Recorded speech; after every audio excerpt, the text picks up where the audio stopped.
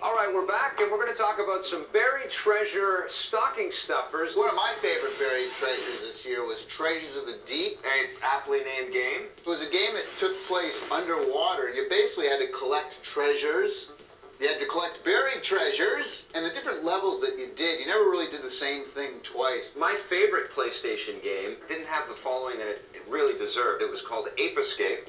It starred a little dude that would walk around chasing monkeys. And the best thing about it was that you had to control the character with both thumbsticks. So there was moments where you were like rowing a boat and you had to use both thumbsticks to row the boat. For the Dreamcast, I liked Sword of the Berserk. Yeah. Guts Rage. This had some really amazing and long cinematics. You can't forget Fighting of the Dead. That's correct. This is a game that was exactly like House of the Dead, right? Except instead of shooting with a gun, you had to type words out. I love the dudes with the backpacks and the keyboards, and that's how they're running around. That's right. I forgot about that. Shooting all the guys. Yeah.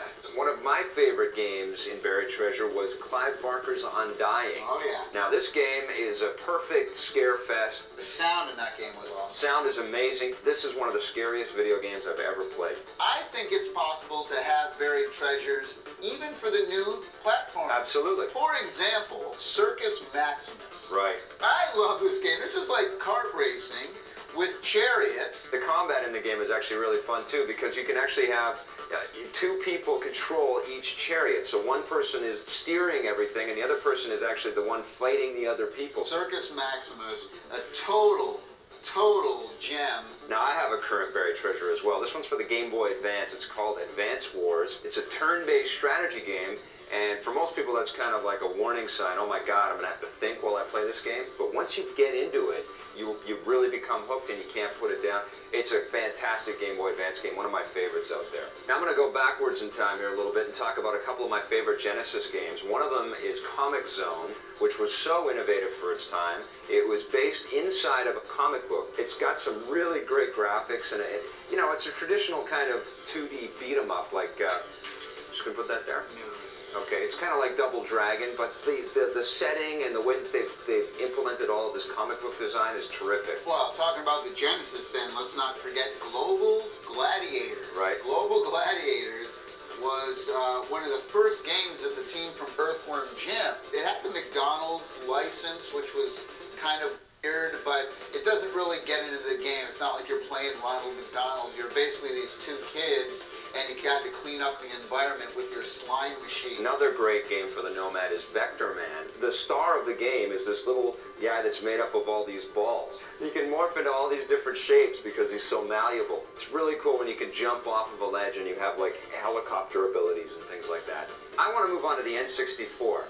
My favorite platform game on that system was Jet Force Gemini. It's a cartridge overloaded with gameplay, and no one bought it. I'm absolutely shocked because this game was an incredible N64 game. I've got a bit of an obscure game. I mean, people have heard of Panzer Dragoon, but Panzer Dragoon Saga came out right at the end of the Sega Saturn's lifespan. The game actually takes place on 5 CDs. It's a huge story. 5 CDs? Huge story. Tons of cinematics.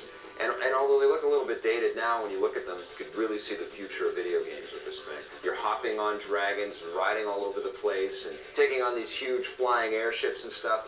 Amazing game. You really have to try to find that for your Saturday. Moving on then, we're going to talk about the biggest disappointments of 2002. I think we need to say first that because they were our biggest disappointments doesn't necessarily mean that it's a horrible game. Right. It just means that we were expecting a lot more and it fell a bit short.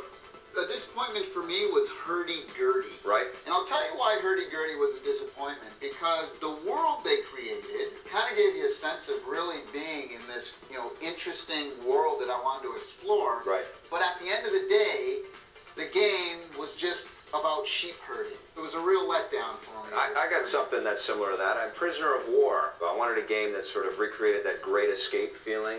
At the end of the day, I just felt like I was a prisoner. Now, this was a great game, but again, I was disappointed because I was expecting so much more. Yeah. Tekken 4, good game, but it was disappointing when I got it because I was so looking forward to the next evolution in fighting games. I'll tell you what a disappointment was to me was Stuntman on the PlayStation 2. I like that game. It got to be too tedious. I was really looking forward to being a stuntman and pulling off all these cool things, but I wanted more of an arcadey feel, kind of what they did in Chase Hollywood Stunt for the Xbox. See, I'm the flip of that. Chase Hollywood Stunts really disappointed me because it lost all the realism. I mean, you could drive right through the trees. You can play Stuntman, I'll play Chase. I think that's what we're doing anyway. I was disappointed that there wasn't an online version of Halo out for the Xbox this year, even if it was a 1.5 or some sort of online add-on, so that with the Xbox Live launch you can start playing Halo with everybody around the world. That'd be great.